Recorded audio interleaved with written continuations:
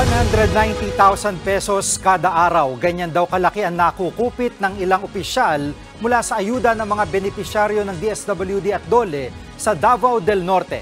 Nasa frontline ng balitang yan si Camille Samonte. So, salamat sa inyong Biktima ng ayuda scam si Myla. Ikinwento niya sa pagdinig ng Senate Committee on Public Order and Dangerous Drugs kung paano siyang kinupitan ng mga mismong tauhan umano ng munisipyo ng bayan ng Carmen sa Davao del Norte. Benepisyaryo ng DSW Educational Financial Assistance si Myla. 10,000 piso ang ayudang dapat niyang maiuwi.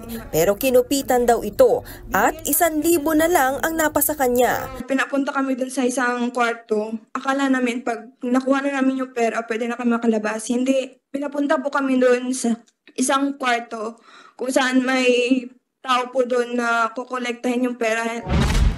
Wala raw nagawa si Myla at ang iba pang benepisyaryo. Ikaw lang ang kinuna ng 9,000, Myla? Hindi lang po ako. Madami po kami. Hindi niya nakilala kung sino yung lalaki kumuna ng 9,000? Hindi po. Kasi bakit po sila makakapasok dun kung hindi po sila staff?